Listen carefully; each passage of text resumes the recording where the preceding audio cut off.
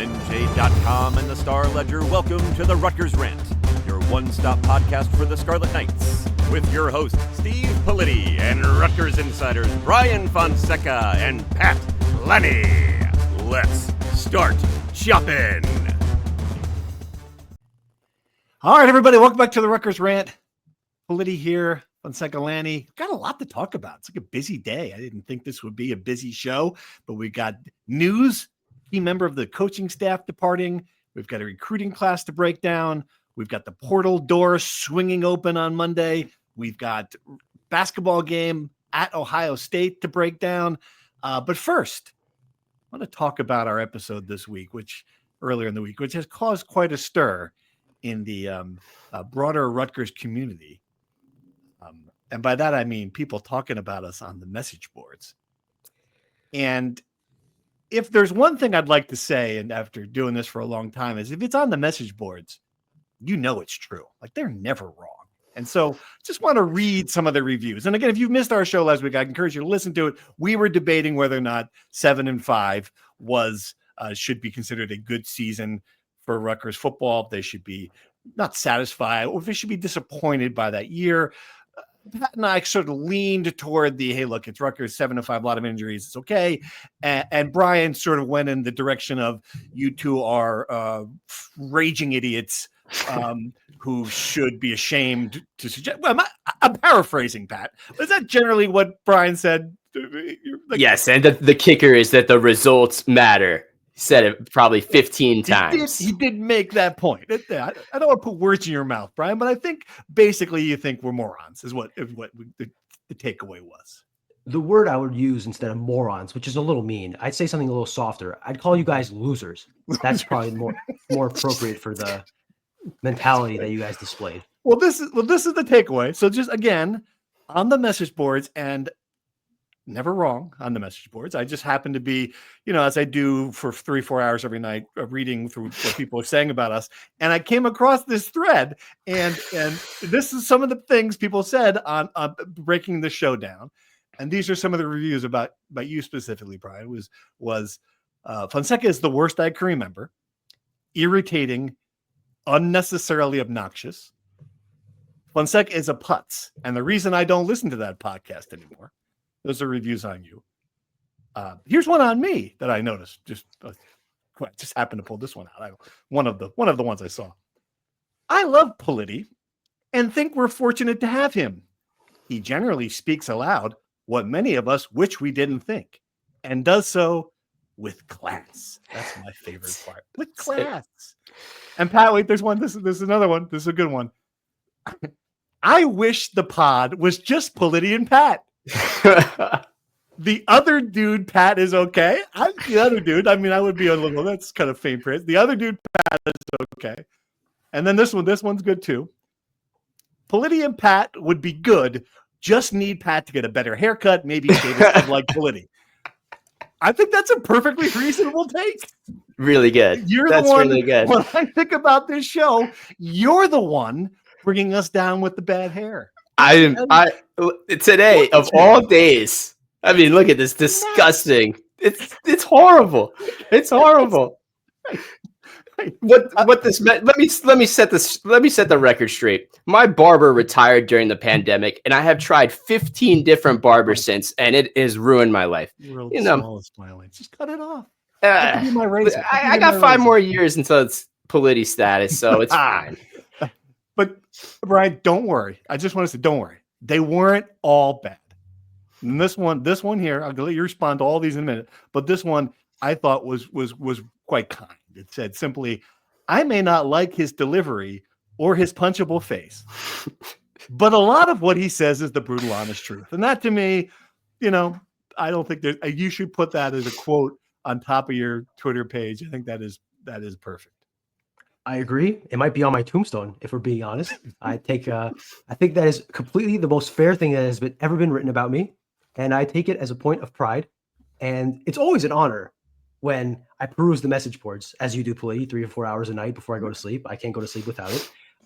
It's beautiful to see my name as a thread title. Fonseca is lost. That's right. That's good. Yes, that's good.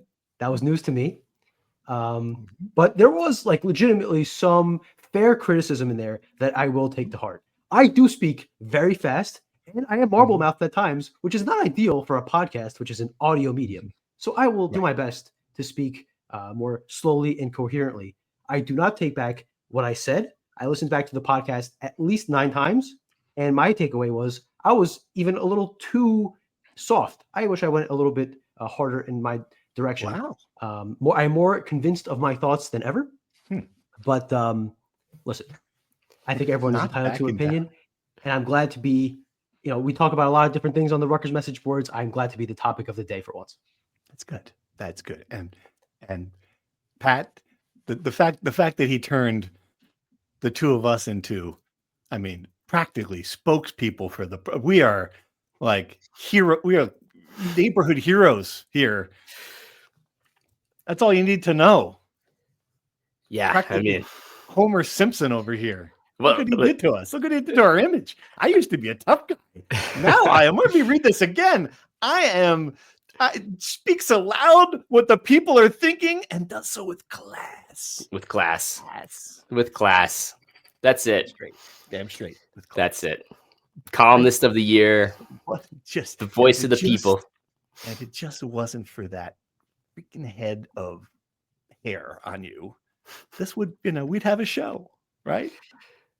Yeah, I think so. The classy columnist. I just want to say, what's the saying? They don't boo bums or something to that effect. They don't right? boo bums. They don't boo bums. They don't boo bad players. They don't boo the guys that don't matter. They only boo the good players. I see what you're saying. You You just understand feel what I'm like a saying? hot take. Yes, you're like they're talking about you. So that's modern. That's modern journalism at its finest, right? I feel kinship to KYK, who is a message board legend, that anytime he posts anything, there's a 10-page thread about it. Right. That I feel like the KYK of the Rutgers podcast You're going universe. to be that guy. I'm going to be that guy. That's fair. All right. Let's talk about some real stuff here, because we do have a lot of stuff to talk about. I thought we'd start with Joe Harris-Simiak. Important piece of news, leaving for the UMass job. I got to tell you, a little surprised by that. I not surprised he left.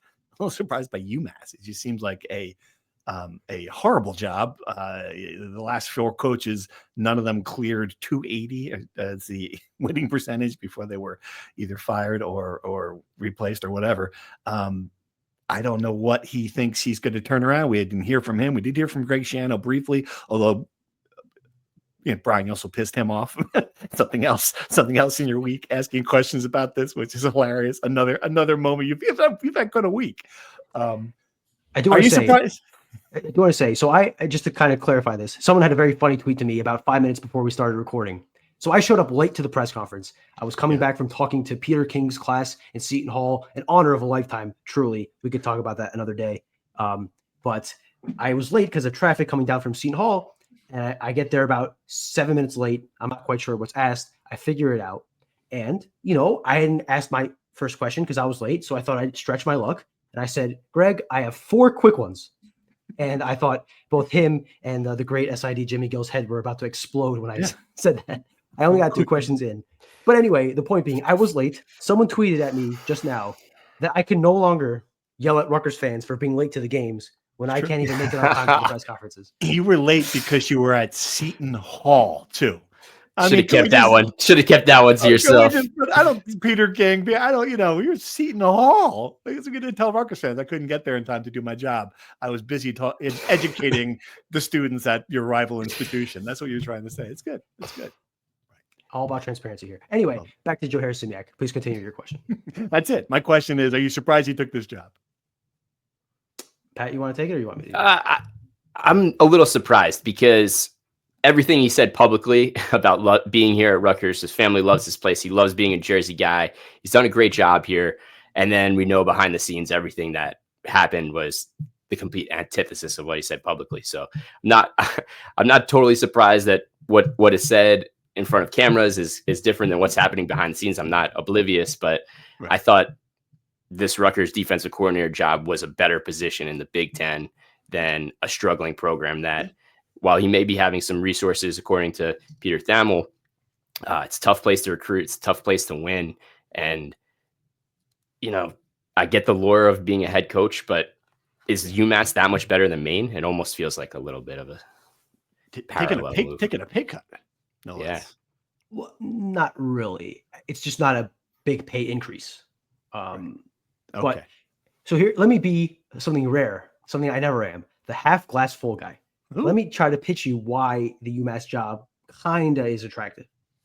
One, they've stunk for 10 years as an FBS member because they've been independent and they've had to kind of just travel all over the country and play good teams like Rutgers and haven't been able to kind of get a favorable schedule. That will change now that they're entering the MAC, have a lot more manageable teams, Miami of Ohio instead of Miami of Florida, etc. Two, as Pat said, there's going to be an investment in NIL and in staff sizes from the administration. According to Pete Thamel, he's going to have the highest staff pool of any program in the MAC, which clearly helps. And New England, as a couple of the recruiting sites, the Night Report and the 247 site have noted, New England has exploded in talent over the past few years. You'd get 1-2 Power 5 prospects a year 10 years ago. Now you're talking 20, 30 guys because of those boarding schools and prep schools up there collecting a lot of talent. Michigan made a lot of headway in there and has collected a lot of talent from there. Joe Harris-Simiak coached at Maine for a few years. He's from the area. He knows it really well. So I think that he has the connections there that can kind of, you're not going to get the top tier Power 5 kids. You're going to find those secondary kids that maybe instead of going to a MAC school, they go to UMass. So I think there are things there. And, that, like we said, the bar to success is so low at UMass. Yeah. That what are they going to say? Oh, Joe Harris-Simiak is the 5th straight failure of a coach here at UMass. It's kind of just par for the course. So you either leave as, another guy who couldn't figure it out, or you're the guy that figured it out at UMass and you take that to another coaching job. I know last year he was in contention for the James Madison job. I don't know quite if he turned it down, if James Madison turned him down or whatever. That probably was a better job than this. But I think he's also at a point where he's been at Rutgers for 3 years. His stock is already starting to slip after 23. That was his best year. Maybe this is his best chance to kind of, take his shot. And if you fail at UMass, some other Big Ten team will hire you to be a defensive coordinator immediately after. Yeah, you make a good point about that. And I certainly do not think he was forced out or anything along those lines. It might just be time in some ways. 3 years is a long time in modern college coaching. The defense wasn't great this year, even with the injuries. I think it still should have been better. Certainly earlier in the year, a couple of games come to mind immediately, especially with the offense being so much improved. It was a problem. Pat, if you had to pick who the next guy is going to be, obviously Corey Heatherman is the name that keeps on coming up from a lot of places. Can PJ Fleck possibly let another guy leave his staff without be able to show his face at the Big Ten meetings? I mean, is that? What do you think if you had to guess? I know Brian had a really good list today. Heatherman's certainly a popular name. Stephen Belichick's a popular name, and these are guys that all have some sort of relationship to Rutgers or Shiano's tree. I'm almost thinking that Harris-Simiak was a really good hire from a sense that he was a program builder, a relationship builder, a guy that could rally morale, and he was from outside the tree. So I know a lot of these names are guys with ties to Shiano and retreads, and I don't have an up and coming college football coach in that sense, but I'm not convinced that it's not going to be someone like that. Yeah, right. And in some ways, it'd be better to be someone like that, bringing some new ideas. I do think we saw with the offense when he brought back Kirk Shiraka, a name from his past. He was looking for a guy he knew he could trust, someone he had tried the route with Gleason, that unfamiliar name. This time, I think it's his baby. Like, it's his defense. The coordinator essentially is going to be putting in a lot of his own ideas. I think that makes it easier to go outside the family. So, Brian.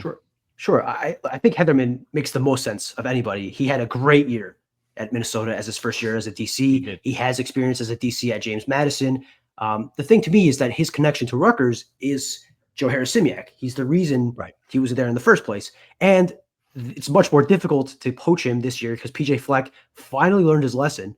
And in Heatherman's contract, according to 247, there is a clause that if he goes to another Big Ten school, he has to pay the rest of his contract, 100% buyout, which very smart of PJ. That would be $850,000. That's his salary for his next year. That's his last year of his contract.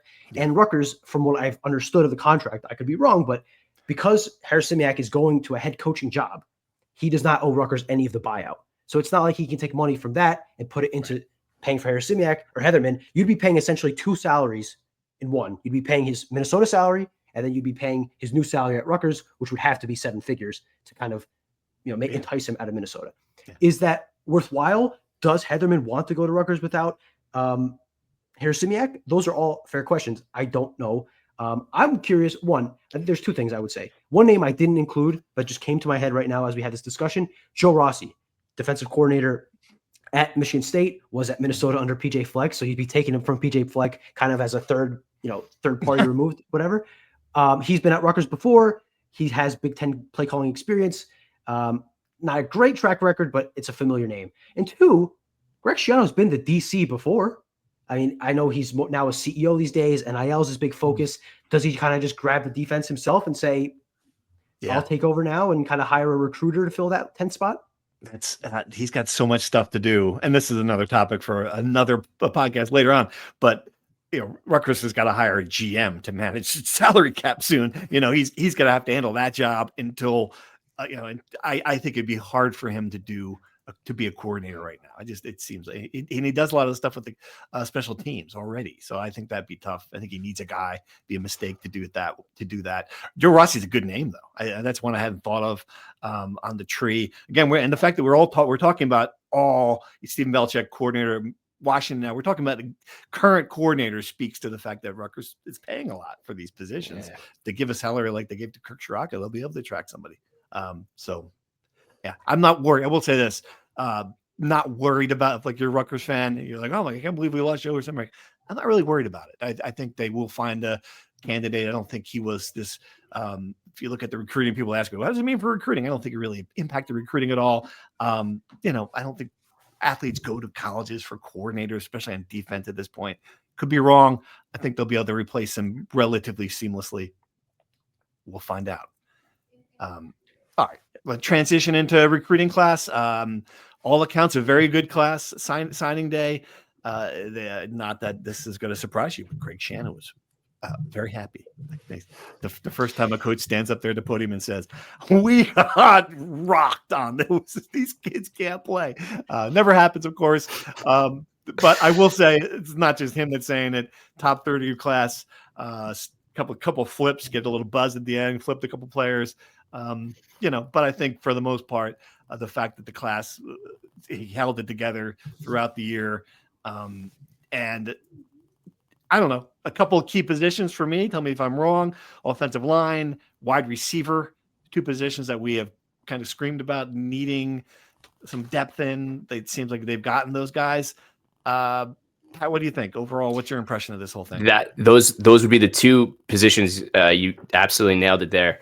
Wide receiver, the 5 wide receivers in this class, and a couple guys that certainly come in with big expectations. I was liking that guy who reminds me of the last 2 big recruiting wins. Obviously, they're already making huge impacts. Ian Strong, KJ Duff is a guy. Vernon Allen out of Baltimore, very talented, big body receiver, kind of fits that mold exactly. And then another position of need that's filling the pipeline is linebacker. And I think Rutgers got a really good group. DJ McClary out of Snyder High in Jersey City is guy, if you watched any high school football, played every position, stayed true to, didn't go to the parochials, could have went to any school really in high school, but played for his public school in Jersey City, which never really happens anymore, and was an animal. Kamar Archie started at Ewing down in Central Jersey and then ended up transferring to Hun. Really physical specimen. So I think they got some really good guys at linebacker as well. So offensive line, wide receiver, linebacker, in my opinion, were some good hauls. I like what they got at defensive tackle or defensive line, and it could have been better if Chase Linton, the star of the class, hadn't flipped to Georgia, which there's no real shame in losing to Georgia, an SEC powerhouse. But it's a player from Georgia, losing a player from Georgia to Georgia. Yeah, it's hard to, you got to kind of. Right. But it does speak to Rutgers eye in recruiting and kind of filing these guys. They found Yeah. Chase Linton when he was kind of an under the radar guy, and lo and behold, Georgia gets a hold of him and they get him, right? And he becomes a 4-star kid. Braxton Kyle is a similar boat. I don't think, according to the Rivals guys, he never really officially got an offer from Georgia or from Alabama, but those two programs were sniffing around for him as a backup plan. And a backup plan for Alabama and Georgia is a really, really, really good player. Mm-hmm. So for Rutgers to get him and to keep him is really important. I don't know if he'll be able to play right away. He's a defensive tackle. That's generally a position that takes a year or two to make an impact. But certainly with Rutgers losing a lot of guys to graduation this year, there will be some playing time to be had, and he has the physical tools there. So whether that's this year, or I should say 25 or 26, 27, I certainly think he's a guy that can make a big time impact down the line. So the Big Ten, as we say ad nauseum, is one in the trenches. I think Rutgers did a pretty decent job in this cycle recruiting both sides of the trenches. Yeah, and you mentioned that the offensive line part of it. It's funny, and I think that they're excited, but based on what I've seen, you look at the photos of these guys, you look at the bodies. I think they've got Big Ten bodies coming into Rutgers. Not a situation where like, well, we get them into the weight room, we'll put on 50 pounds of bulk and see what. I mean, they feel like they're really getting guys who can contribute right away. A couple of names that stuck out that you hear a lot about. Nicky Wynn from Michigan, 6'4", 290. Joshua Blackston from Baltimore, 6'3", 290. And I get it with offensive linemen. You should recruit them, redshirt them, see them down the line. It wouldn't surprise me, and I think it wouldn't surprise people in the program if some of these guys are on the depth chart sooner than you normally would expect from that position, just because of their size. And I think that speaks well to the fact the program is getting, not just developing Big Ten linemen, but getting the body shape, the body type. So when they go to Nebraska and they're facing these, monsters in the interior defensive line, they're not pushed around. That's the kind of physicality they need, as well as the offensive line played this year. It's still not big enough in a lot of ways, still not strong enough, still needs depth in that area. Those were the two games they really struggled in. Nebraska, Wisconsin, programs that historically have these big corn-fed boys in the middle of the defensive line that push people around. Yep. Less of a finesse team. So certainly think that's important. I think that these kids playing early would be a credit to them and the recruiting Rutgers had. It's kind of also to the detriment of the lack of depth and older guys they have in the room ready to fill in. Right. But look, we'll break this down in a bit here, but offensive line, the only position you're really losing a guy and worried about is left tackle. Holland Pierce leaving. It's going to be a big hole to fill. But otherwise, you got left guard, center, right guard, and right tackle all coming back. You feel pretty good about those guys, I'd say. Right. All right. So let's dive into that portal fun. Portal opens on Monday, as I mentioned. Kind of 2.5 weeks of crazy. So I thought we'd break it down this way. We'll go position by position on the team. Look who they've got coming back, and then do two categories. One is the portal need level. Like how much on a scale of 1 to 10 does Rutgers need to get players at this position from the portal? And then the portal fear level, which is a way of saying how scared is Rutgers of losing players in the portal? Because obviously it is a two-way street. And while Rutgers has not yet in football lost a really key player, a couple of contributors, but no like, holy crap, I can't believe we lost blank in the portal. It's always a fear in this day and age, especially with the current situation with NIL. So you guys ready for that? Sound good? Good plan? Quarterback? Absolutely. Let's start with quarterback. The best player Rutgers has ever. I think it's easily the best player Rutgers has gotten in any sport in the portal. Ooh, you're going to kill Cam Spencer on me. But I'm going to say Ethan Kaliakmanis, quarterback from Minnesota. It's the best quarterback they've had in a decade. He is back next year. AJ Surace, Johnny Shepard backing him up. I would think the portal fear level would be 1, 2, and the portal need level 0. You guys with me on that? What do you think? I'll go 1 because I'm not going to say 0 because I'm not going to leave myself, open here to looking dumb by doing an absolute. Right. But I would be just beyond surprised, beyond shocked if Ethan Kaliakmanis doesn't spend his last year at Rutgers. Loves Kirk Shiraka, loves Greg Schiano, loves the program, loved his first year here. Him and his family are very happy to be here. I think everyone saw it as a win-win successful season. Yep. And absolutely. I think that really they feel like they could take another step after this year. So I would be, again, shocked if he leaves. And I think Rutgers should be really, really happy that they finally go into a year knowing they have a really high floor at quarterback that everyone else can kind of build off of. Pat, any concern about AJ Surace, you think?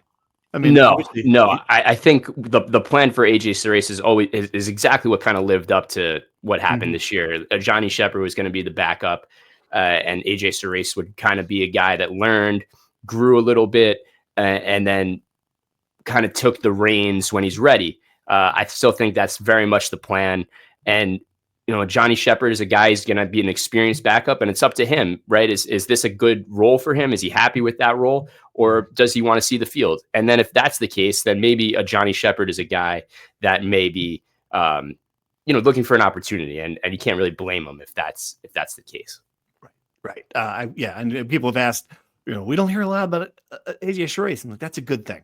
At this stage, Absolutely. True freshman, they redshirted them, year in the system. This is the way it's supposed to happen. They are no less high in him than they were when they signed him last year. I think they think he's going to be a NFL passer, but he's still 19 or however old he is. So yeah. I think one of Shiano's great quotes from yesterday's press conference about the recruiting class and signing day was that they're trying to stack good classes on top of each other. And I think at quarterback, they have really stacked a plan together that works. And sets themselves up for the next couple of years, right? So you got Surace, Ashton Felter could be a very solid, piece there as well. So I think they're stacked, and I think they're positioned well at quarterback. And I think if Johnny does leave, I think you feel okay about Surace being the backup. I don't think you have to rush to the portal to get a backup, especially because that's a hard position to recruit in the first place. How many times over the past 10 years, Steve, would you guess that at some point in the season you'd hear a hashtag free Surace call? Probably a majority of them, right? Of course. Yes, absolutely. Yeah. And maybe a little bit of after the Nebraska game where, obviously the entire offense was dysfunctional. But otherwise, no. Yeah. It was Athens the entire year. People should be happy with the way he played because he was very good for much of the year. All right. Running backs coming back. Sam Brown recovering from a ACL tear. Antoine Raymond, Jishan Benjamin on the red shirt. Both of those two guys we think will play in the bowl, Raymond and Benjamin. Portal need level, I'm going to put like at a 1 or a 2. You can always have depth to that position. Portal fear level. It's an interesting one. Since they're talented players and they're young, I cannot dismiss it. But Sam Brown coming off an ACL, I think that's going to be hard for him to move. I'm going to put it out at 5. Thoughts? Yeah, I think that's pretty spot on. Raymond obviously was a true freshman this year, really stepped into a nice role when his opportunity came, did well. Jishan Benjamin, the plan was for him to redshirt. He did. He played as a freshman last year, so experienced, good backs. I think the Sam Brown thing is really, really interesting. What his future looks like, how healthy is he going to be able to be when he comes back? But obviously he was a guy that Rutgers has counted on and at times been the face of the program we were writing for a while there. So if Sam Brown is able to run like he's capable of pre-injuries, I think you're very well positioned at the group. You got a nice room there. I don't think you can really count on anything from Sam Brown. Just again, the injuries have been a recurring issue. Anything you get out of him, I would say, is a bonus. Just to set fair expectations. I think Antoine Raymond has a chance. He's still really young, and he's following up the second best running back in program history, certainly the second most prolific running back, who really elevated the offense to a different level in his ability to create yards where there are none, to push piles with his strength.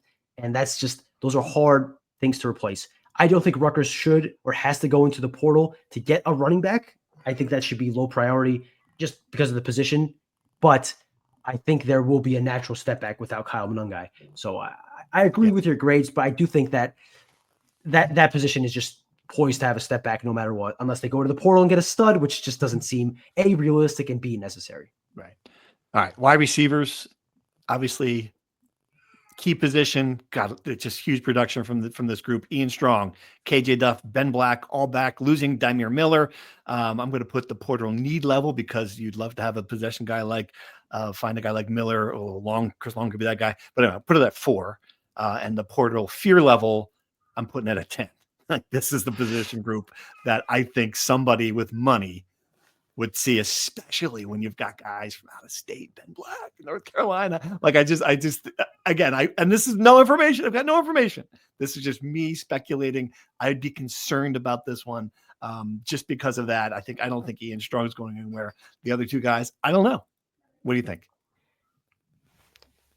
For all the reasons you just laid out, the talent, the production, the way they played, right? You play your way into good situations, and not just at Rutgers, and nationally as well. So I think your assessment is definitely right.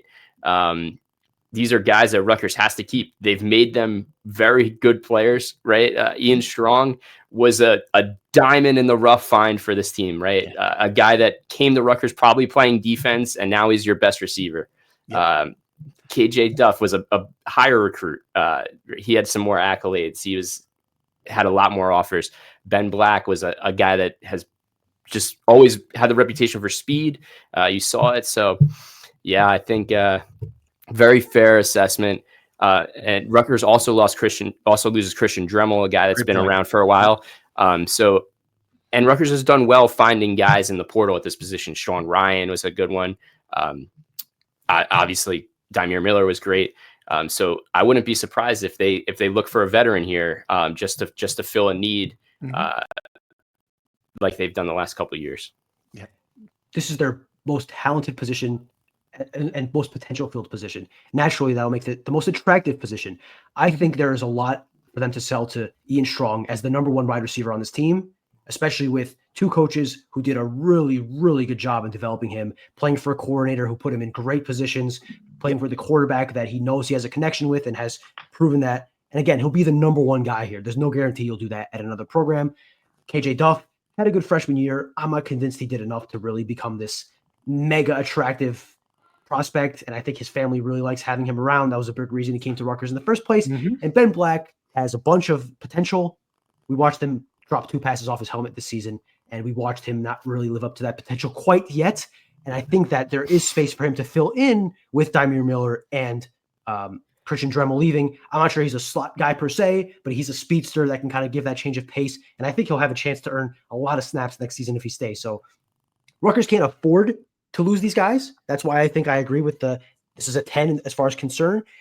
I'm not exactly concerned they're going to leave, if that makes sense. I think Rutgers is really well positioned to keep these guys. Right. All right. Offensive line, 4 of the 5 starters coming back, losing the most important one to the NFL, Honham Pierce. We penciling down potential to replace him with Taj White. I don't know. I think the portal need level is going to 7. So it's going to be a 7 and 8 or 8 at this position. You cannot have enough offensive linemen. Portal fear level, I'm going to put it like at a 4. How do you? This is an interesting question, Pat. Do you think that this group of starters is going to be the group throughout, or are there some guys who are going to get press them on the way up, or what? I mean, what do you? Are they comfortable with this line? What do you think?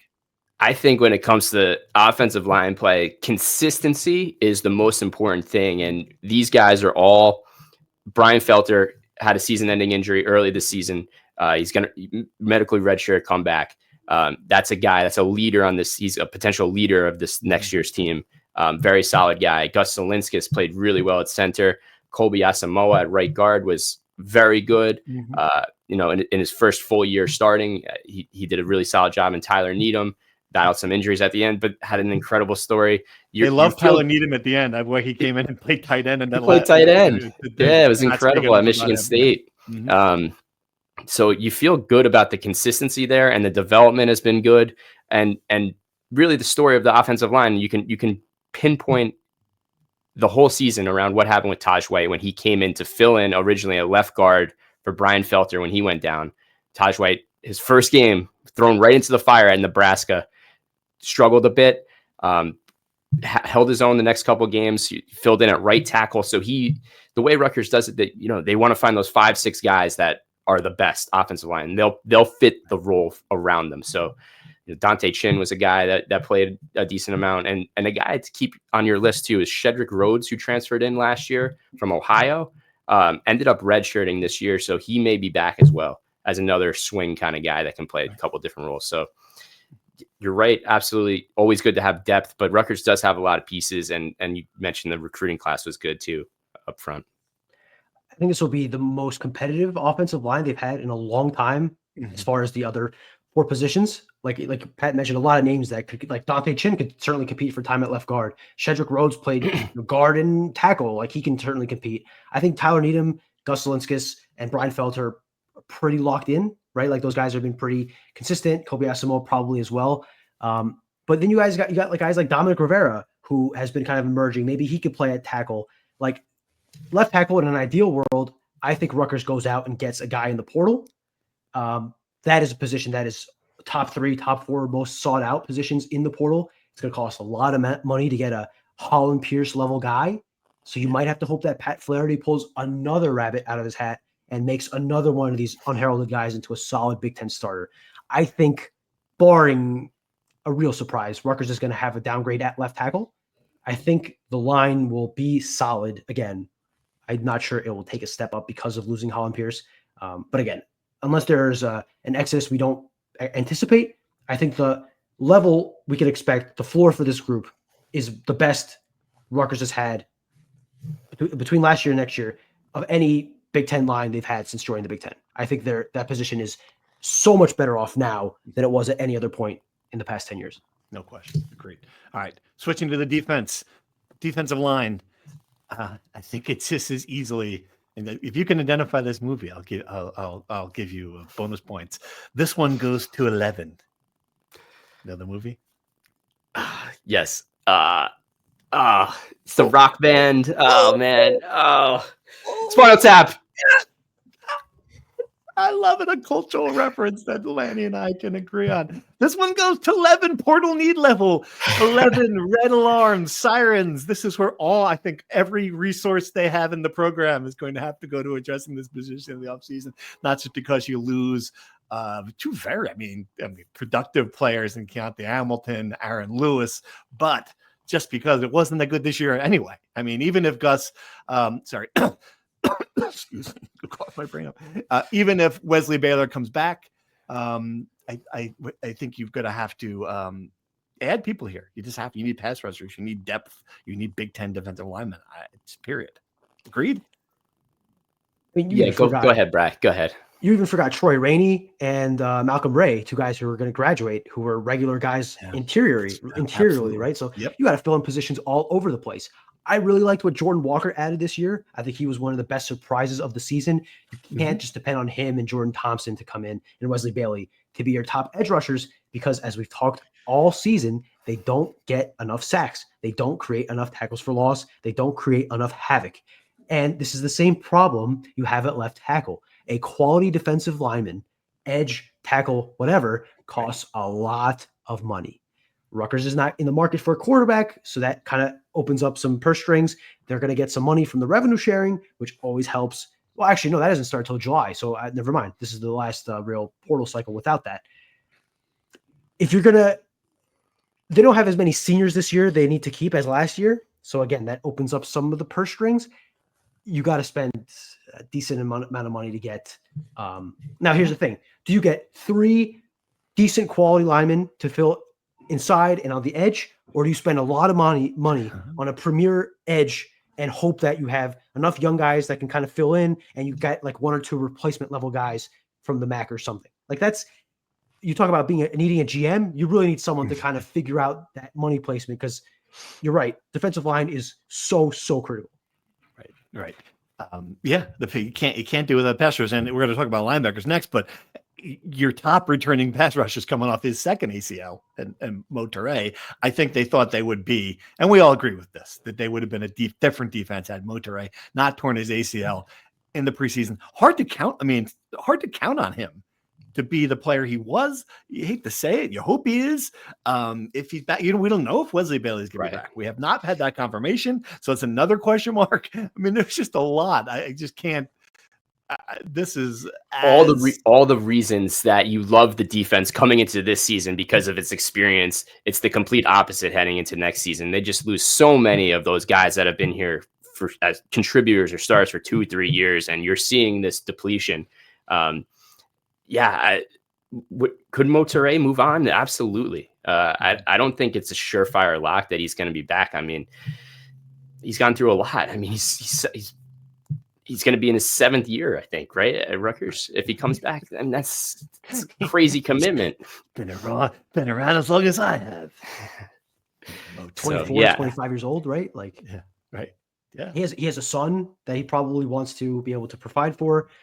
The thing is, though, is an NFL team going to take a risk on a guy who's coming off his 2nd ACL and whose best year was a few years ago? He probably does want to do the same thing as what he expected to do this year, which is come back for one more year, have another breakout year, prove he's healthy, and go to the NFL. But again, to the point that he's 24, 25 years old, the clock is kind of running out as far as his value to the league. So a very tricky situation here for Motoré. I certainly agree with Pat that, he said a tweet earlier this week that got people all kind of riled up and trying to do the mistake of cryptically reading what a 24-year-old college kid is tweeting about. But I think that kind of speaks to the importance of Motoré to this team. I think Rutgers certainly could use him back. And I think, not to speak for him, not to make his decision for him, I think the best decision for all sides would be him returning to Rutgers. But I spent 4 years of college and I was sick of it by the end. I can't imagine after my 7th year wanting to go back to another, lecture hall or whatever. I'd go back right now for 3 more. Absolutely. Could you imagine? That'd be like a Rodney Dangerfield movie. Like you go back for a couple more years. All right. Linebackers, Toure. We talked about Jabome, Abram Wright, Moses Walker. So portal need level, I put it at 5 or 6. Portal fear level. This is, again, anytime I've got young guys who are talented and have played and have film on them, I'm concerned. So I'm putting it at an 8. I mean, I think that they could attract some. I'm not saying they'll get a leave. I just think they will attract some interest. Thoughts? Yeah, Jabome was one of the breakout stars of the Big Ten this season. You see his highlight film plastered on social media, over 100 tackles. Really a great season for him. He was going to be that 3rd guy and kind of just work his way in. But he was thrust into the lineup when Toure went down, and he did a really good job. So when you exceed expectations, your stock rises tremendously. So I totally understand the premise there. I think you're right. And then early on, we talked about the depth at linebacker, how they were pressed into action. Abram Wright, Moses Walker, Timmy Hinespeeder got some play. So yeah, you got to see the future of that position, no doubt. So it's all there to analyze. It's all on film. Mm-hmm. Is there a need there, Brian? You think? Yeah. Two quick things. Jabome is going to be a starter next year, right? Barring surprise, right? 100%. So he certainly has that here, that guaranteed here. Much like I said about Ian Strong, like you have a role here that is not guaranteed anywhere else. So that's certainly going to be a factor there. He's also going to be on his 3rd linebackers coach in 3 years of college. Heatherman left last year. Harris Simiak just left. I don't know how much impact that has for guys these days. I really don't, but certainly something to factor. I would say this. If Motoré comes back, you feel good about that position. Maybe you add a guy to add a guy. I think you feel good. If Motoré goes to the NFL, which I think is probably his only other option, I just can't imagine Motoré goes to the portal. I mean, never say never, but I imagine he's deciding between NFL or Rutgers. If he goes to the NFL, I think your need for a veteran linebacker is a 10. I think you really need to add a guy. You saw what happened to that group when Tyrone Powell was not playing often or not playing at all. Whole different ballgame when you had a veteran guy next to those guys. So and we're forgetting, you're losing Powell. You're losing your most important, I would say your most important player in the defense. You're losing him. So that's can't forget that. Absolutely. Yeah. So I think you might need someone at that position regardless. I'm not saying you need a star like you need in the defensive line, but you need somebody, I think. But we'll see if they agree. All right. Cornerbacks. Can never have enough cornerbacks, right? Hair and cornerbacks, the two things. Bo Masco, Al-Shadi Salam, Kevin Levy, losing a lot of guys. Robert Longerby, America Rogers. I mean, these are guys who were key players. I don't know what I would put portal need level. I got to say 9, 8 or 9. Portal fear level a little lower, 6 or 7. Thoughts? Yeah. You're losing so much experience with longer beam. Obviously Max Melton the year before so that was a loss. Then you lose longer beam, and Eric Rogers, who came in as a transfer, worked his way into that third starter role, their third corner role last season before inheriting it this season. But Bo Mascal played really well. Al-Shadi Salam played really well at times, and you got some young guys that can grow in the position. So I think you definitely want one veteran guy to kind of fill a void there for sure. Yeah, absolutely agree. Absolutely, I think you need a guy. You need a guy. We're not talking a lockdown, shutdown corner, because again, those guys are expensive. You need a veteran guy who's been around the block, ideally in the Big Ten. I would say my comparison would be like a Flip Dixon, a guy who started in the Big Ten, looking for a fresh start, or going with his DC maybe if he comes to Rutgers. You need a guy of that caliber, that caliber experience. Because I like Bo Mascal. I really think he could be a really good player. He's going to be a redshirt sophomore. Kevin Levy, they believe in a lot. He barely played last year, and when he did, he clearly struggled. And Al-Shadi Salam, I think he got better and better as the year went on. I just can't think you can depend on him to be your full-time starter playing hundreds of snaps. You need a guy. Right. All right. You mentioned Flip Dixon, safety, another position. I can't even give you the two deep here. Kaj Sanders coming back, but you're losing Flip Dixon. You're losing Desmond Igmanosin. You're losing Shaquan Loyal. Look, you're losing three guys who, tons of experience, even if a couple of them didn't have great years. You need one guy at least, without questions. I'm putting the portal need level at a 9, the portal fear level, I'm going to say a 7. I don't think Kaj Sanders, he's got a guaranteed role here. I don't think he'd be attractive, but I don't think he'd go anywhere. What do you think? Yeah. This was the most experienced position group coming into this season with those three guys, Igmanosin, Loyal, and Flip Dixon. Then you had, some young pieces like Kaj Sanders. Jesse O'Fury was a guy that was in the background there for a little bit. So he'll be in the 2 deep. Timmy Ward will be back next season. I know he hasn't played a lot on defense, but he's been a really good special teams guy, a good leader in the locker room. So he's a guy to keep in the back of your mind. But this is definitely an important position in the grand scheme of this defense too. The way they play, the way they use 3 safeties. Obviously, Kaj Sanders is a great freshman. Came in as a high recruit out of Bergen Catholic and lived up to it, starting the season, becoming a starter. He'll be that piece to build around, but you need guys around him, no question. Yeah, totally agree. I think if we're kind of resume this or catch up on this segment here, you need a safety, you need a corner, you probably need a linebacker, you absolutely need a defensive lineman or multiple defensive linemen. Take your pick if you want 1 stud or 3 replacement level guys. Probably need a left tackle. And, in an ideal world, you get a veteran wide receiver, maybe even a running back. That's what is that? $5 million? That's easy money. Piece of cake. Here's my check. Got to write a check. I'm going to sign John Newman's name to it. Just go out and get it. Just go out and get it, guys. Piece of cake. Every program in the country has a list just like that. And there'd be 10,000 players in the portal. It's interesting. I guess, Pat, I think you asked, or you might have asked Greg Schiano about this. Is this all going to change now when they don't know what's going on? That's what I asked. I tried to ask. You tried to ask. He doesn't know the answer. I think that's right. Well, listen, let's preface this by saying the question was about how do you recruit in the revenue sharing era, because this is going to change everything, how you pay players, what percentage of the pie goes to the players, how do you guarantee contracts. So all of that still needs to be worked out in the court of law first and foremost. So he did say that. I give him credit for that. But specifically, I don't know how this changes how you go about recruiting from the portal, because like that, it only increases pay, I would think, or what people expect from the portal.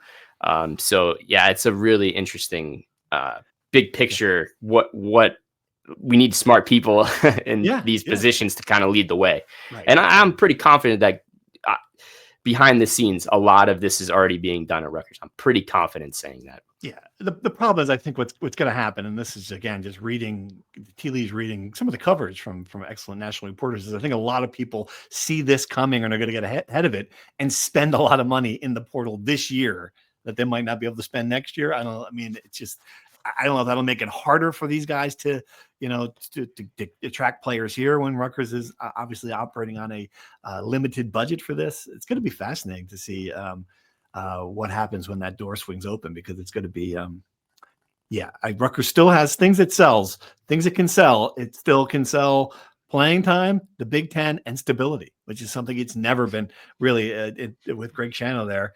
You know what you're getting. The NFL players all speak highly of him. Like if it matters more than just the bottom line, if players are looking for some of these things, Rutgers has intangibles it can sell. Kyle Monungai, people like that will speak to other people in the portal. The word is it's a good place to play. It certainly hasn't been that. I think that's going to help. But I mean, a lot of uncertainty in college football, to say the least. All right. Bowls, quick update on bowls. We got nothing. Yeah. I got nothing.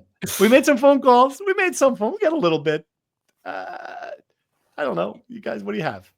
I feel pretty certain about a few things. Okay. I think there are realistically two options. Duke's Mayo Bowl, which picks first in the lineup, or the Rate Bowl. If the Duke's Mayo Bowl picks Minnesota, Rutgers goes to the Rate Bowl. If the Duke's Mayo Bowl picks Rutgers goes to Duke's Mayo Bowl.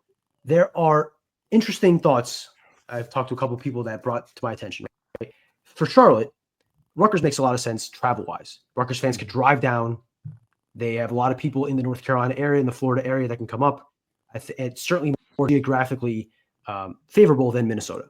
Right. And the excitement will be there. Minnesota goes to a bowl game every year. Rutgers fans generally don't, and I think they appreciate the opportunity to go to a bowl game in a nice place in Charlotte as opposed to the Bronx in late December. Now, the Duke, Charlotte is a nice place in January. Okay, I'm gonna let that slide. All right. Well, compared to the Bronx, degrees. It might as well be Bora Bora. So the opposite is that the Duke's Mayo Bowl, for people who watch it, is clearly a personality-driven bowl game. They dunk mayo on the coaches' heads, for God's sake. It is all about fun. They got announcers eating wild things in the press box. And if we compare, at least publicly, how these two coaches are publicly in press conferences and in press appearances between PJ Fleck and Greg Schiano, one of them clearly has more personality than the other. One of them clearly can sell the life out of a bowl game to the public that really wants eyeballs on the TV, that really wants people to be tuned in. Do you think a college football fan from Nebraska would be more interested to see PJ Fleck take a bowl of mayo to the face or Greg Schiano? To me, I think the reason why someone in Nebraska is watching the game, though. Can it really be? I mean, come on. If that moves the needle, we have to reevaluate this whole situation, man. Like, come on. That can't possibly be real. In Nebraska, but come on. I'm just passing. I hear what you're saying. I do think I have no doubt that that's a factor. I have to imagine the matchup is a bigger factor, and this is what would concern me if I'm Rutgers. If they look at the potential teams coming from the other side, and you get a Virginia Tech there, well, they're not going to pick Rutgers. You can't. They will not have a rematch in that game, and Virginia Tech's going to be a pretty attractive team, I think. You're looking for one fan base that can actually get to Charlotte without having to get on a plane reasonably. I guess Rutgers could drive the 9 hours, 8 hours, whatever it is. Minnesota can't. I think that would be the one thing that we're about. But if you can, I will say this though, on the Rutgers plus side of this, like there are some really attractive potential matchups, at least for us, like at least for people in our neck of, Rutgers Syracuse would be just a home run, home by far. Like if I could sign for that in blood. And Rutgers Louisville is not far behind. Just kind of a cool old school. Hey, remember when kind of matchup in this bowl game? I don't know if Minnesota's got that. For me, it just seems like a couple random teams. Every time I look at anybody get excited for Minnesota Duke? Like I don't know. Yawn. It's just another game from that sense. Absolutely, yeah. So it all comes, like Brian said, it all comes down to, in my view at least, how does Rutgers stack up against Minnesota, right? If you're gonna pick, right? Like I don't know. I still think that Rutgers is a more attractive pick for a lot of reasons. And they beat them head to head. I keep coming back to that. The world disagrees with you, which is interesting. All the rejections disagree with you. Yeah, and I don't know that I think I agree with you, but I don't know that everyone else. It's interesting. We talked about it last week. So a couple of people chimed back and said Minnesota does travel, but I mean, get to travel to Charlotte? Is it going to be that big of a difference? Can Rutgers sweeten the pot? Are there some negotiations going around in the background right now? If I had to handicap it, I would say it's 65% rate bowl, 34% Mayo, and I'm going to leave the 1% for something crazy. What do you think, Brian? That's about right. I'd give a little bit more juice to Rate Bowl, maybe 70%, 75. Yeah. I certainly think the Duke's Mayo Bowl is more possible today than I thought, 2 days ago. Would I be surprised? No, if they go to Duke's Mayo Bowl, but if I had to bet my life and all my life savings, I would put it on the Rate Bowl. Okay. Well, we wouldn't want you to bet after you got back from Vegas. Please, no more gambling, no matter what it is. I don't know what you have to spend money on at this stage of your life, but you might have children someday. Can't go in debtor's prison here, so don't bet on that. All right. So yeah. The next time you hear from us, we'll have the answer to this question. Yeah. Until then. All right. There's no real matchups to root for either, to be clear. The 4 Big Ten teams are pretty much locked in to the playoffs, so none of that can really matter. So you're just in wait and see mode essentially for the next 5 days, which is a weird feeling, I think. Yeah, and I do think there's conversations in the background. I don't know, teams these bowls have some pull. There could be some, we really want. I think for me, if I am the Yankees, I want Nebraska badly. I don't know if they're saying, let us have. We took, it's in college, whatever the heck it is. Let us have Nebraska this time. Certainly, I think Michigan's going to be one of the Florida ones. Iowa's going to be ahead of them. Teams they don't have to worry about. So I do agree with the analysis. They will have a choice between Minnesota and Rutgers, and then I do think number one is going to be the matchup that's going to make the decision. So not PJ Flex. Sterling. He's a Shiano knockoff anyway. It's like having he's just having a Shiano person. Come on. No, but PJ is infinitely more energetic and lively and youthful and just he is made for TV. He is made for TV. Craig can turn on that BS meter if you want. You should see he was at the Gator Bowl. He was selling it up. He could be a show. He could be a greatest showman too. Not to the same level. I think PJ Fleck is top 1% in college football personalities. I really do. I mean, listen, you could think he's a phony. I don't blame anybody for thinking that, but you can't deny the guy is a powder keg of just energy, ready to burst at any second with some cliche about rowing the boat or Sky Umag, go Gophers, whatever the hell he talks about these days. Your boat. I got your boat right here. All right. We'll be back next week to talk about that. But before we go, we have to talk basketball. We got 57 minutes into this program before we sized up Rutgers' first Big Ten game at Ohio State. The Buckeyes looked like crap against Maryland last night. I don't know if that matters. Does it matter? Probably matters, maybe a little bit. What do you think, Pat? Do you think it's beneficial for the team that you're about to play to get absolutely rocked, or do you think they'll be demoralized from getting shellacked by Maryland? No, I think they will be more revived to show that was a complete fluke. But from the other sense, it showed all of Ohio State's flaws, right? That Maryland just, in the interior, it looked really bad for Ohio State. Right. So I think it's a coaching reset. It gives you that opportunity to say, all right, we need to completely redo this whole thing and figure something out. So maybe you get a whole new look at Ohio State. I think it's a bad thing for Rutgers. Remember when we thought Kevin Willard was making a lateral move going from Seton Hall to Maryland? Holy crap. Did he get at? This is another podcast topic we'll have when we preview the Rutgers Seton Hall game in a couple of weeks. But holy crap, did he get out ahead of an absolute disaster in South Orange, barely beating NJIT. But yeah, I don't. It's funny because if you look at the ESPN prediction model, it still has Ohio State 82% to win this game. I'm a little surprised by that. That seems really high. I wouldn't be surprised if Rutgers goes out and wins the road. I know they've never won there. They left Vegas with questions that we talked about ad nauseum here. They still got Ace and they still got Dylan. And talent-wise, I think they're going to stack up with Ohio State. Yeah, look, but the thing with Ohio State is they don't have a center now that Aaron Bradshaw suspended for domestic violence investigation. So that leaves them vulnerable on the interior. Rutgers doesn't have Derek Queen. Maryland has one of the best freshmen in the country playing center for them, and he was great yesterday. Rutgers doesn't have that in Obole and Lathan Somerville. So they can't really exploit that matchup. Now, Dylan Harper can exploit it by getting to the rim at will and finishing over a non-existent center. That certainly helps. The other thing with Ohio State is they were number 3 in the country yesterday entering the game in 3-point percentage, and they just missed shots that normally go in. Sometimes that happens, right? This could have been an anomaly.